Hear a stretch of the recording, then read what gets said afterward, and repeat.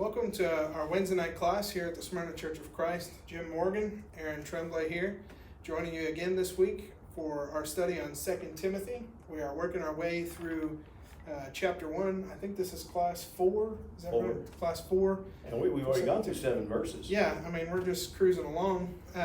Thank you so much for joining us again. As always, want to extend an invitation to you to send us any questions that you have pertaining to the class we're doing for today, or any other Bible questions you might have. Go ahead and send them to the link that's provided, and we will be happy to address them as part of our next class. I want to also just remind everybody, if you're available and able, we are meeting now in person on Wednesday nights at 7 o'clock here at the building. So we would encourage and invite you, if you're able and willing, to join us for that as well. It is the same, we're covering the same text in that class, so you're not missing any text if you're not there, but you're missing an opportunity to be able to gather together. So just wanted to make sure. And we have questions and comments from the class as well, so that always adds to a class. Absolutely. So, masks are required. We are practicing social distancing, so if you're comfortable with that, come on out and join us. We had a real good time last week. If not, we appreciate you joining us online. Absolutely. So let's jump into our text for this week, which is 2 Timothy 1. We finished verses 6 and 7 last week and had a great discussion concerning the points of the Spirit that God has given to all of us and the gift that Paul had imparted specifically to Timothy as a part of his equipping for ministry. And so now we're going to pick up this week in verse 8 and following and talk about, it's kind of an extension, it's a continuation of that Spirit that God gives, because it talks about the power of God and these things. But Paul has laid a foundation of faith and of his gift and of the Spirit, and now he's going to say, now use it, right? And essentially what the rest of this section is. Stand tall and use the gift that God has given you. You've recovered enough from the doctrine war. It's time to get back to work. Absolutely. So, and if I could say one thing about verses 8 through 12 are a section in 2 Timothy, and they seem to be what's called a chiasm in Greek literature. And the reason why that's important is it's named after the Greek letter chi, which looks like our X. And it's a literary device that the Greeks used where the first part of a section is about this subject. The last section is about the same subject. Then right below that, the next subject, and then the next to the last subject, and then in the middle, there's a hinge, a turning point. And the reason why that's important is whatever the author is trying to emphasize, whatever he's really trying to make a point on, is going to be that middle. You lead into it, you have this point, and then you go back out the same way you came in. And so he talks about being ashamed in verse 8, then beginning down at verse 12, he talks about being ashamed again. After that, he talks about suffering, and then just before he leaves, he talks about suffering. But right in the middle, and I think this is important what he's doing, he talks about the gospel of grace. And that's what Timothy is being encouraged to remember, is that the gospel is a gospel of grace. Absolutely. And no matter how much we may let God down, if our hearts are right, if we're really trying, it's a gospel of grace, not a gospel of legalism. So as you study through this, it's easy to get sidetracked because there's so much there, but remember, the central point is going to be the gospel of grace. Absolutely. And we have that centered fulcrum, and one way that's helpful to think of it in terms of the point you're making with a chiasm is A, B, C, B, A, right? Yeah, in terms of the repetition of points, it's kind of an easier way, at least for me, to visualize that description. So that's what we're talking about happening here. And as sinners are focused then upon the gospel, as Jim has indicated. And when you read through the rest of 2 Timothy, you remember, there's so much else that comes back. All Scripture is inspired of God. We're here by the grace of God. The church is, a collection of grace. Preach the word. He keeps coming back to that. The gospel is what he wants Timothy to remember, because that's the solution to everything. He says, don't argue about useless words, but he says, but Scripture, that's where you have sound doctrine. Absolutely. So it gives you an idea of what he's going to do with this entire book. He wants to talk about the gospel of grace. So let's dive in to verse 8. He begins with therefore, and I think preachers have far too long said, what's the therefore, right? But he's building. The point is, he set a foundation on Timothy. You have this gift, you have the Spirit, you have a heritage of faith. Having considered all of that now, Therefore, don't be ashamed, right, of the testimony about our Lord, nor of me his prisoner, but share in suffering for the gospel by the power of God, who saved us and called us to a holy calling, not because of our works, but because of his own purpose and grace, which he gave us in Christ Jesus before the ages began, and which now has been manifested through the appearing of our Savior, Christ Jesus, who abolished death and brought life and immortality to light through the gospel, for which I was appointed a preacher, an apostle, and teacher, which is why I suffer as I do. But I am not ashamed, for I know whom I have believed, and I am convinced that he is able to guard until that day what has been entrusted to me. So one of the things that should stick out to us initially as we're reading through this text is Paul loves long sentences. Absolutely. I was just He here thinking loves that. it. I mean, Ephesians is another great place. I think yeah. one of the longest sentences in the Bible we find in Paul's writing to the church at Ephesus, Yeah. there in Ephesians. I But think it's 3 to 18 in the first Yeah. chapter is one sentence. I mean, he's got some stuff to say. Yeah, and the subject of the sentence doesn't even occur until like verse 15. It's Right. just the way Greek is. Yeah, and so, I mean, and a lot of cases when you see extended sentences, especially with the writing of Paul, it's a really profound point to him Yeah. that he's trying to emphasize. And it's almost one of those things you think about when you talk.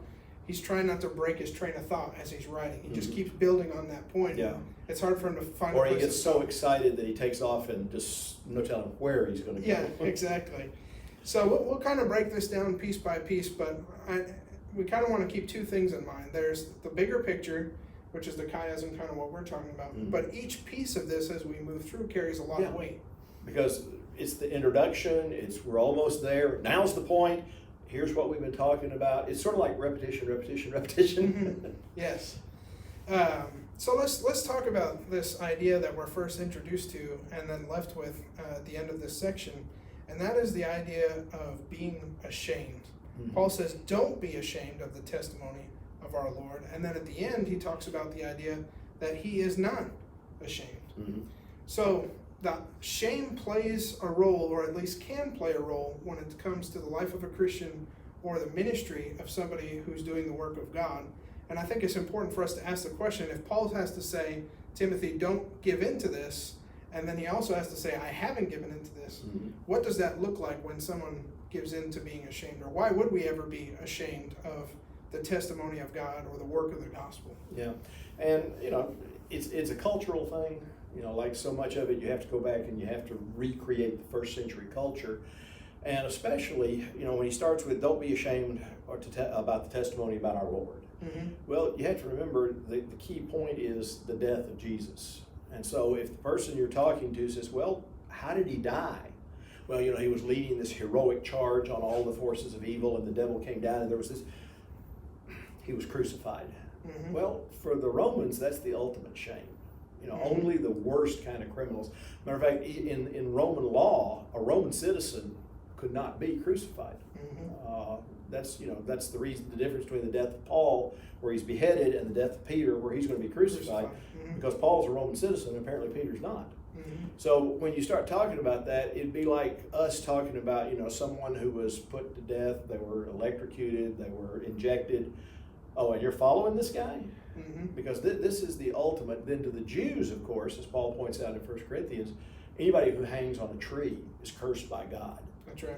And so, yeah, it would be very easy back then for the message to be, why are you doing this? Yeah, on the surface, when we look at 1 Corinthians, on the surface, Paul says whether you're a Jew or a Greek, which by the way covers the entire population of the Yeah, world, that's you're it. either a Gentile or a Jew. But he says to the Jew it's a stumbling block, Mm-hmm. and to the Gentile it's foolishness, it's folly. It's exactly what you're saying. You try and say, okay, the salvation of the world rested upon a Jewish carpenter, and the way he ended his life was being crucified, the ultimate shame. But then he raised from the dead, and it's like, you lost man, Yeah, Jewish well- carpenter, and then the crucifixion. Yeah, and actually the resurrection. That's right. Because if you remember in Acts 17, when he's in Athens, everybody's following along just fine until they get to the resurrection, and all of a sudden, we don't want to talk about that. Right. Because the resurrection, to us, the resurrection is something to look forward to. Mm-hmm. To the Greek world, the Roman world, why in the world would you want to be resurrected? Mhm. I mean, you finally got out of this place. Why in the world would you want to come back? And so the message of the resurrection, far from being something that is great and people want to hear about, that's where the Roman philosophers, the Greek philosophers said, I'll have my girl get in touch with your girl and we'll arrange lunch sometime. Mhm. Everybody stops listening at that point. And to that exact point, that's part of the reason why Hymenaeus and these other guys are saying it already happened. Yeah, The resurrection. we're through with that. Right. We're already in new life now, Yeah. So this idea of being ashamed, the gospel in and of itself, the message is hard for people to accept Mhm. because of the extreme nature of it. And it doesn't fit the narrative of any God who had come before Jesus. No. All these other gods they're worshiping are, they have all these powers and abilities, and But they use them for themselves. exactly to further themselves, and it's unheard of to suggest a God died for a person. Yeah. Or for the world. People from the world are sacrificed to the gods. Mhm. It's a reversal of everything they had come to know and accept. Yeah. In the Greek and the Roman gods, people would plot to try to kill them because that would get them out of their lives. Mhm. The idea that a God would come down and die for our good, it's going to blow their minds. Correct. There's no way in the world they could possibly understand that. And Timothy, or Paul, but Timothy wouldn't be the first one to lose his faith or to fall short of who he should have been as a follower of Christ because of the threat of shame and or suffering. Yeah. Because I think of Peter in Luke 22, when Peter, I think it's in verse 33, where Peter professes to Jesus, I'll never leave your side if it means death or prison or whatever. I'll never Wherever you go, fall I'm short, going. right? And then just 20 short verses later, I think it's a soldier, a servant girl. Why he felt the need to lie to her, I have no idea. But the kicker to it is when Peter does that, he's not claiming association with Jesus, because he can only be afraid of two things: being ashamed, right? Being shamed for, look at what happened to him and you follow that guy, are you kidding me? Or suffering, you follow that guy, oh, let's throw rocks at him, let's, Mhm. cause suffering. So he's trying to escape those two things. And the kicker, I think, in that passage is when, and I think it's only in Luke's account, it says, and Jesus looked at him when he And did runs. it, and then he runs away, Yeah. right? So, there have been greater men, if you want to put it that way, who have come up short because of the threat of suffering or shame before. Mhm. And Paul is telling Timothy, don't be ashamed of the testimony of our Lord. Yeah. And the other interesting thing about that story is, and not too many people catch this, there's no reason for Peter to be worried about it, because they're not out to arrest the apostles. Mhm. They got Jesus, that's all they wanted, because John walks in and out, back and forth, he's standing there with him, he comes back out, tells them, he's the one that says, hey, let him in, it's okay. They're not after the followers, they're going to take out Jesus. But Peter is so worried that he can't accept that there's no danger here. Mm-hmm. And that just shows you, I think, here's a guy who witnessed the resurrection of Lazarus, who's gone and ministered with Jesus for 3 years. It shows you the power that shame and suffering can have Mhm. on people of faith.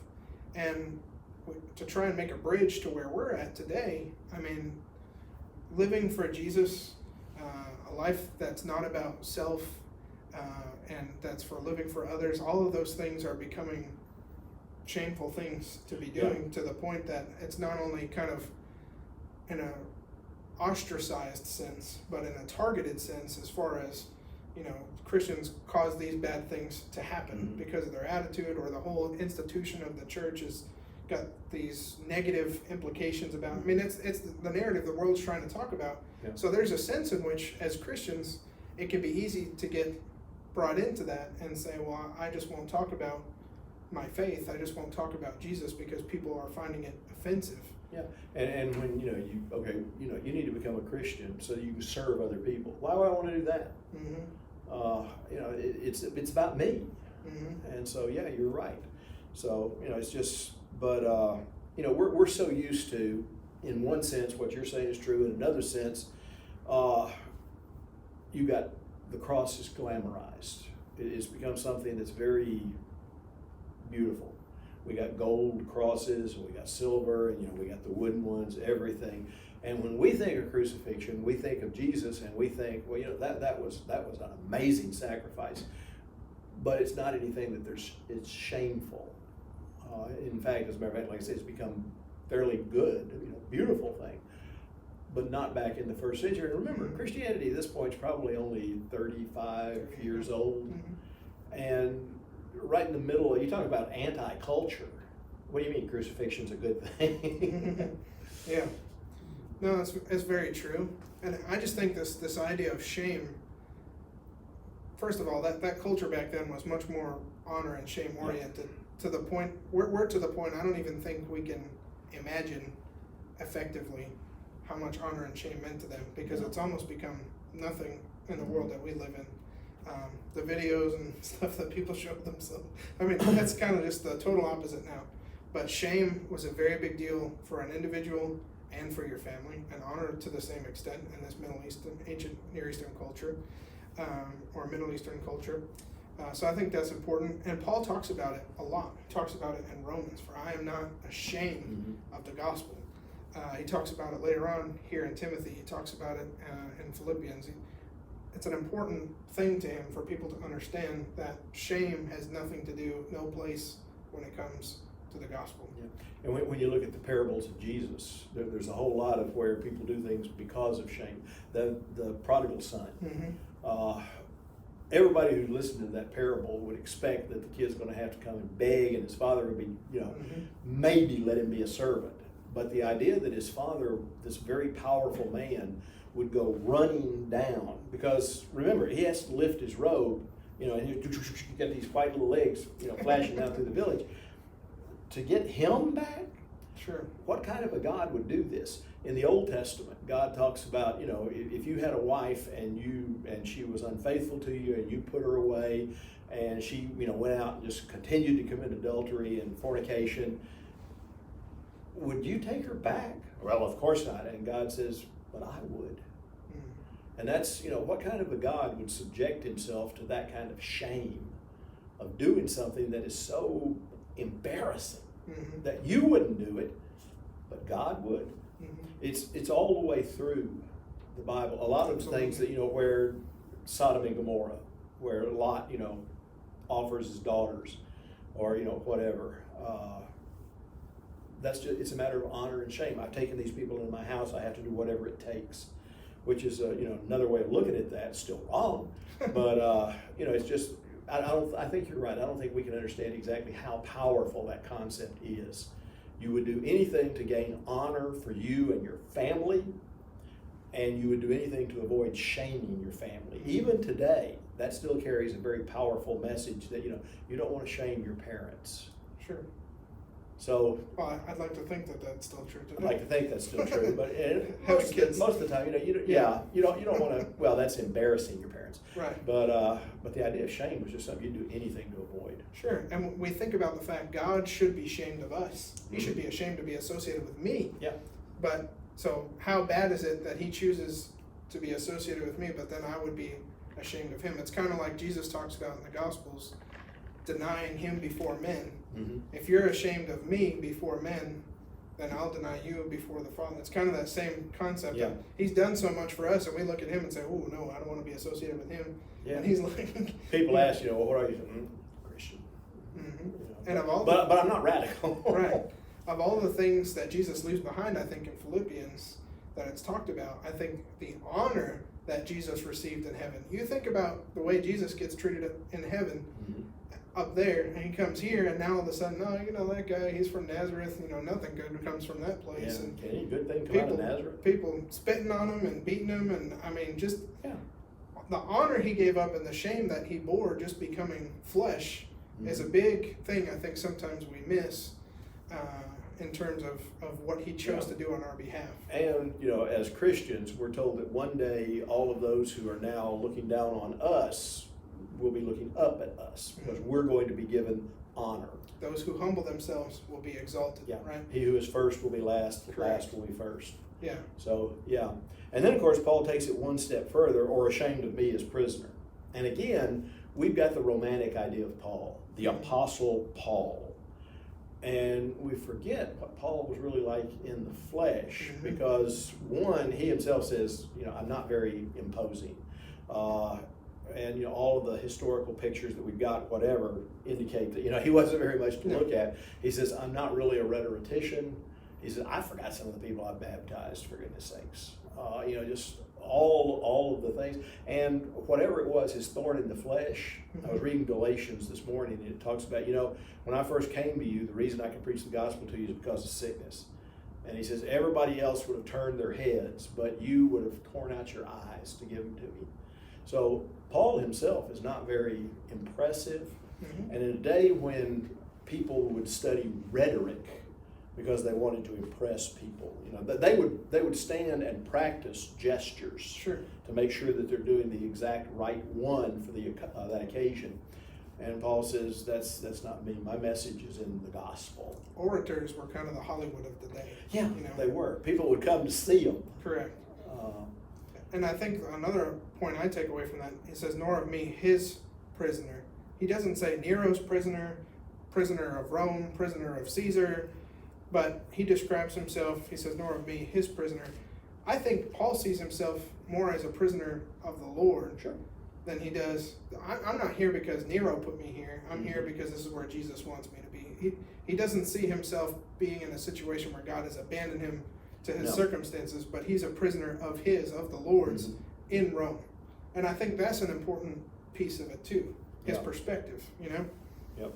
But on the other hand, absolutely literal, Paul spent a lot of time in prison. Yeah, just in general. Yeah, in Acts, he spends several times in prison, but when he talks about in 2 Corinthians, I've been through this, so many times I've been in prison. And that doesn't carry a lot of romance back then. I think that's actually a really good point to make. A lot of times we think of apostles going to prison and we automatically assume that's a good thing and we'd be okay with that. And, if our preacher went to prison, we'd stick with him. I'd come to see you. Yeah, we might send you a letter. But it was a shameful thing. Paul and the other apostles, we have to remember they had some distorted theologies back then too. If Paul was really doing what Jesus wanted, he wouldn't be in prison. God wouldn't let that happen to him if he was really doing what he's supposed to be doing.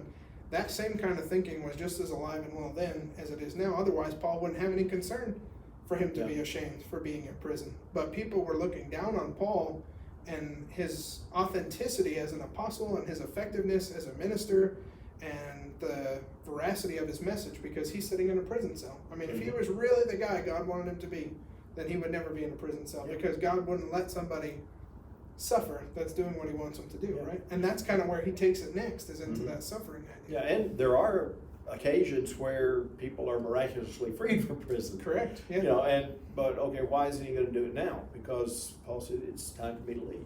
Mm-hmm.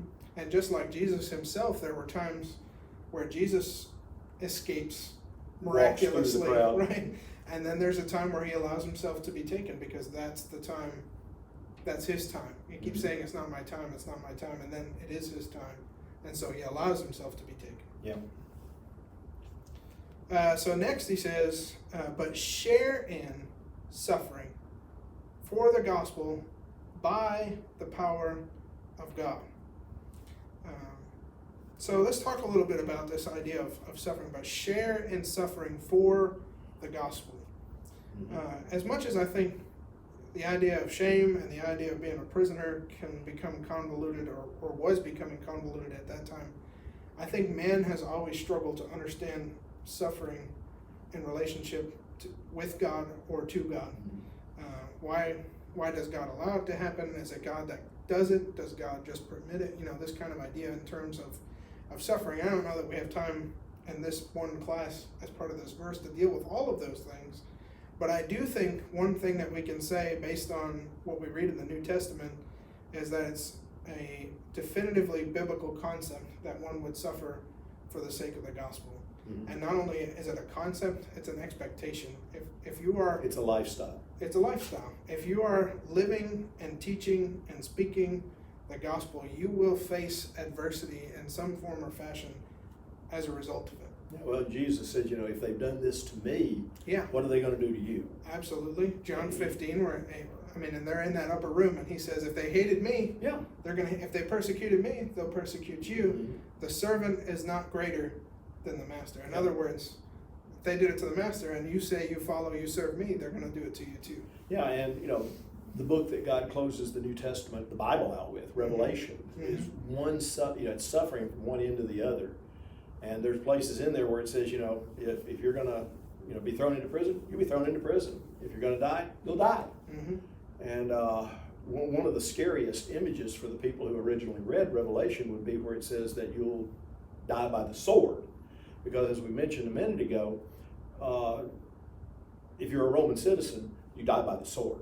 Not by crucifixion or burning or anything like that. You'll die by the sword, which means that he's saying your Roman citizenship will not protect you. You will die by the sword. Yeah. So, lesser people will die, but not me. No, the sword will come. Yeah, and I mean, there's places, Peter deals with it a lot in his epistles, but specifically in 1 Peter in chapter 3 and chapter 4, he talks about suffering as a result of the will of God. He talks about suffering at the hands of the world. And if you suffer as a Christian. That's right. Don't suffer for being a murderer. One of 3 places it uses the word. And it's when you're suffering, make sure you're suffering as a Christian.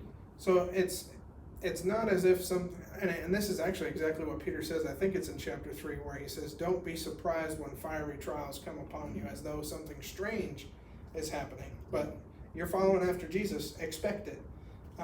And man, that's a tough thing to accept.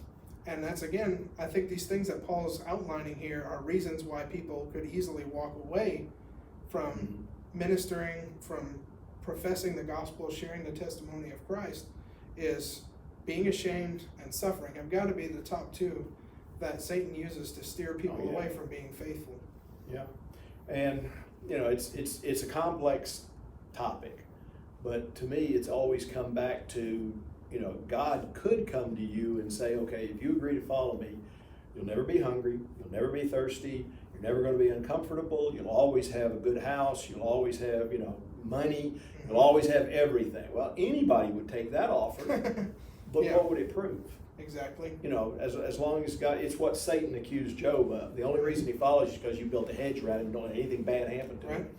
And God says, okay, I tell you what. Here's the offer. You come follow me, you may be hungry, you may be thirsty, you may not have a place to live, you may not have enough money.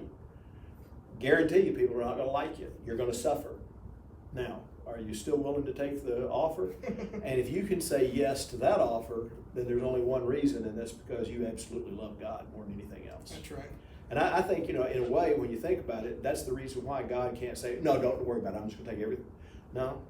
If God didn't allow bad things to happen to us, then we'd never know if we're serving him to get the good stuff or if we're serving him because we really love him.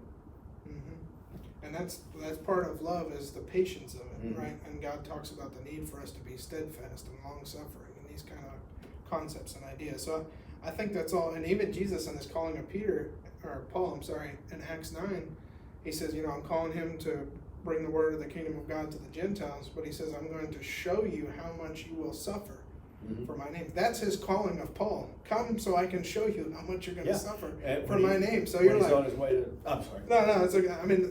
What kind of invitation is that? Yeah. Not come learn about heaven, not like, I'm going to do all these amazing things. No, let me show you how much you're going to suffer for me. Yeah. When Paul was headed to Jerusalem, and Agabus comes to him and they tie up his hands, this is the way they're going to do you too. And Paul says, don't you know we got to suffer for the kingdom of God? Yeah. So it's an offer, but it's not the offer that the health and wealth gospel people are telling you about. So, when we're going through some of the things we're going through today as the church or as individual Christians, and we think about, there is suffering and hardship to being separated. There is suffering and hardship to living in a time where COVID is playing such a role in the world. There are so many things that are hard, but it shouldn't surprise us as Christians. It shouldn't be something that we say, right. And because this is going on in the world, maybe God's not who I thought he was, or maybe God's let things go, or that should never be the conclusion that we make. And that's what Paul's trying to tell Timothy. These hard times are coming, but you have to remember that this suffering in the gospel, the reason I think he says share in it, Paul's writing from a prison cell. Timothy, at least you're not in a prison cell right now. Share in the suffering to whatever extent is necessary, but do so by the power of God. And then it comes into the question of, okay, you talked about the spirit of power in verse 7. Now you're talking about the power of God again. What is the power of God. And that's where Paul goes next in the sentence, is defining what the power of God is. And I think anytime, especially in the New Testament, we read about the power of God, it is intertwined without the ability to be separated from the grace of God. Sure. The grace and the power of God are just bound together. And that's where he goes. He says the power of God, and now he's going to go on and define the grace of God, which is Jesus Christ. Yeah. He would be the culmination of it. And you'll notice how that literary structure, the chiasm that we talked about, has worked here. Why would I want to do this when I have to be ashamed of what I'm talking about? Why would I want to suffer? Because God's given us the gospel of grace. Mm-hmm. So, he's very neatly led into leading us to ask the questions, and now he'll give us the answer. Absolutely. So the power of God, who saved us and called us to a holy calling. We could spend a lot of time there talking about how that's the power and the grace of God, right? That sentence fragment is loaded. I mean, surely, right? When he talks about saving us, what did he save us from? He saved us from death, something that we couldn't hope to save ourselves from. That's the power of it.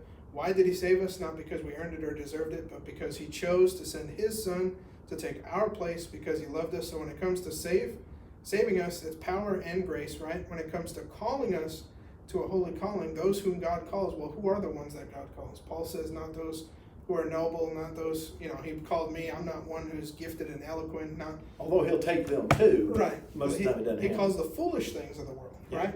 And so our calling is both something of power and of grace, this holy calling that we begin. And here's where he gets into making it about grace, not because of our works, but because of his own purpose and grace.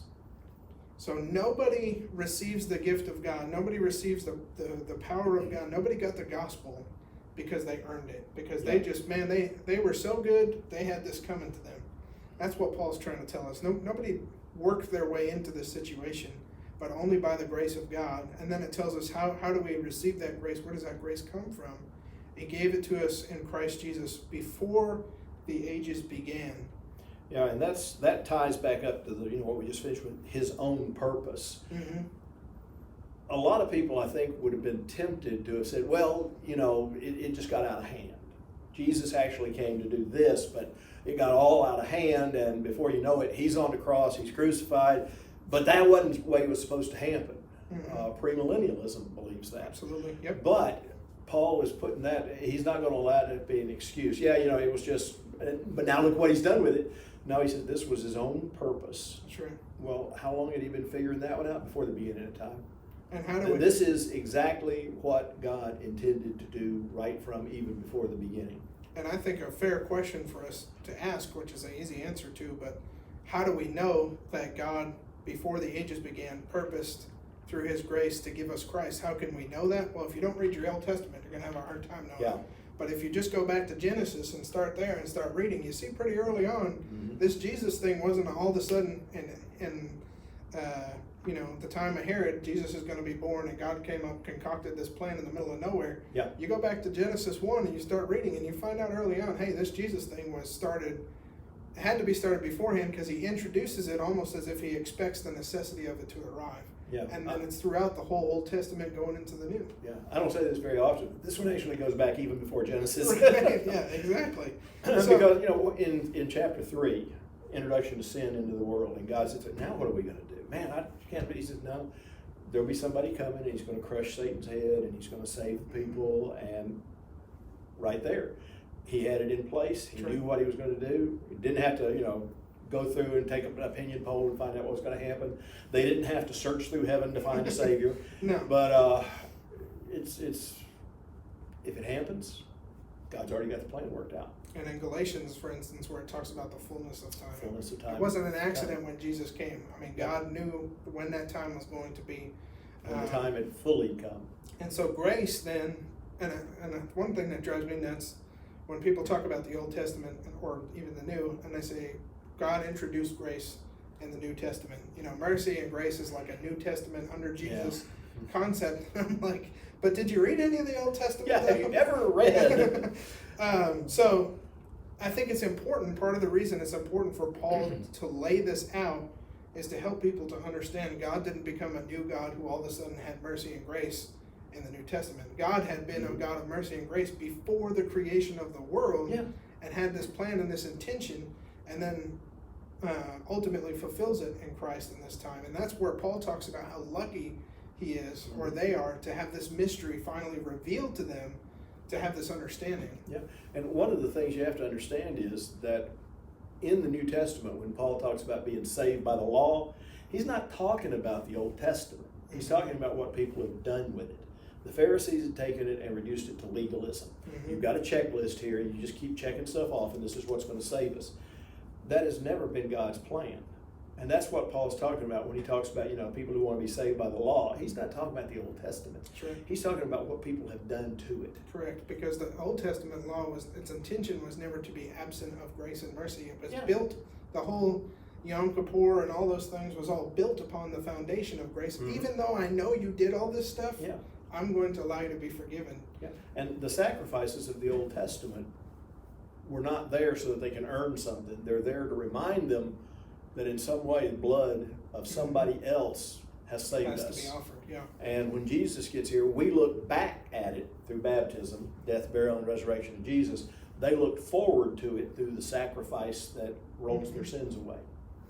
Yeah, you can look at the time, the intertestamental period primarily is where it develops, but when you think about the Talmud and the Mishnah, and they had like 600, or I don't even know how many volumes of extra laws, but they got it up to 600 and something, and and spent their time debating, now which one is the least of these? Right, and where do you pour the water from to wash your hands? Is it here, is it there? And they all disagree. None of that stuff was God stuff. That was all man's additions to it. And just like today, man's additions to what Jesus wants us to do causes big problems and distorts, as Paul would talk about, the gospel to the Galatian church. It distorts the gospel today for people who are trying to believe, and inhibits them from having the true gospel. Denominationalism was not something that started in the Christian era. It goes all the way back to Genesis, when Cain and Abel had this disagreement about how you're supposed to serve God. And so, it's just people will take what God says and they will distort it. And that God can't be blamed for that. That is what we do with it. Correct. And it's never what God intended to start with. And so all of these things that he's describing here, he says in verse 10, have now been manifested through the appearing of our Savior Jesus Christ. So again, the plan was already there. The purpose of God was already there. The intention of grace was already there. But finally it was manifested in Jesus's appearing, in Jesus's becoming flesh. Now we could give it a name, and we could interact with it, and we could understand the person of God through his Son. So that's pivotal. And he says, who abolished death and brought life and immortality to light through the gospel. So, and it's interesting, he says, our Savior Christ Jesus, who has destroyed death. And, most people seem to assume that when someone dies, it's because God has called them. That's not Bible. Jesus came to destroy death. He came because, children of Abraham, all your lives you've been afraid of death. Jesus came to demolish that. And he plainly identifies in Hebrews, he says, destroy him who had the power of death, and that's Satan. So, Jesus didn't come here in order to give death some great meaning. He came to destroy it. It says in 1 Corinthians, that's the last enemy. Well, the enemy of who? The enemy of God. That's not what God intended. And so, it's a reversal of what happened in Eden. He's destroyed death. Well, death came in back then, and has brought life and immortality. Well, how long were Adam and Eve supposed to live? Supposed to live forever. Jesus is bringing us back to where God always wanted us to be. It's really a restoration more than it is an introduction to a new thing. We're being restored to what God had originally intended and established in the garden, to dwell with him for eternity. I think is what Jesus is bringing to the forefront again. Yeah, I've had people, woodworking, I've had people bring in, this piece of furniture, and it's got paint and magic markers and scars and everything gets slapped all over. Yeah, well, in this case, they just, let's just paint that old chair over there. It's walnut! But and they want to know, can you put it back the way it was? Well, yeah, but I'm going to have to scrape all of this off. This is all got to go. There's going to be some sanding here, and I'm going to have to put a new finish on it. And in a lot of ways, that's exactly what we're talking about. That's what True. God wants to do. True. Everything that mankind has encrusted on what God did is all going to have to be scraped away. And there will be some suffering. If you've ever been really dirty and you got scrubbed, you know something of what we're talking about here. Absolutely. And Paul's building on exactly what you're saying, that idea of what goes into something being able to be restored and this new life that Jesus brings, because he says, that is what I was appointed, a preacher, an apostle, and a teacher. For those things or of those things, and that is why I suffer as I do, he says in verse 12. That's why I suffer as I do. So he's calling Timothy, don't be ashamed and suffer with me. Share with me in the suffering. Why? Because of the gospel, because of the power of God, because of the grace of Christ, because this is the weight and the importance of what's going on, that Jesus brought life and immortality to mankind through the gospel. That's why I suffer like I do. For that, I will suffer, you know. And the gospel of grace, gratitude. Mm-hmm. You know, why do Christians do what they do? It's not to build up brownie points. We're just simply grateful for what God's done for us. And so now you'll notice that he starts easing back out. He's, the gospel of grace, which he's going to cover in the rest of the book. Oh, absolutely. And so now he starts, I'm suffering as I am. Okay, well, now we know, if we recognize the Greek literature, we know he's starting to ease out. He's going to move on to something else built on what he's done here. So that's why I'm suffering, and yet I'm not ashamed. He tells him, don't be ashamed. He says, I'm not ashamed. And I'm the one sitting here in prison. And I'm not ashamed. And matter of fact, I'm telling my guards, the ones who will take people out and crucify them, that crucifixion of that Jesus, that wasn't anything to be ashamed of. Man, let me tell you what that really accomplished. And he says, I know whom I have believed. I'm convinced he's able to guard what I've entrusted to him for that day. So why are you not supposed to be ashamed? Because whatever you're going through here, you got something ahead of you that is so much greater. And Paul says, I've entrusted all my hope, all my faith, all my everything to the fact that Jesus will hang on to what I've got coming to me, and I will get it. Absolutely. And so you have no need to be ashamed when you know he wins in the end. Yeah. And nothing's going to stop Paul from preaching the gospel, whether it be prison or anything else. And he's saying to Timothy, that's how you need to be. Yeah. Don't let anything stop you, whether it be suffering or shame or any of these things, because what you are doing is too important. Yeah, it's just to close here because we're out of time, but there's a story I tell every time I teach the book of Revelation. Phil Slate, my mentor, was doing missionary work in England. The guy came in and said, I just saw your sign out there. He says, I've never heard of the Bible. What is it? So they taught him, and man was baptized. So they give him a Bible, and he's flipping through it, and everybody wants to know, okay, this guy's never seen a Bible before. So he gets to Revelation, and he says, oh, this looks interesting. And so everybody said, oh, nobody wants to tell him, no, don't read it. So, okay. So he comes back the next Wednesday, and they said, did you read it? And he says, yes, I did. And he says, what'd you think? He says, we're going to win, aren't we? There's the gospel. Yeah. We win because Jesus won. That's right. So we are out of time and then some. Yes. So again, we appreciate it. Thanks for joining us. We'll look forward to seeing you again. We'll all continue to pray for the day we're all going to be back together. But until then, thanks for joining us. We appreciate it.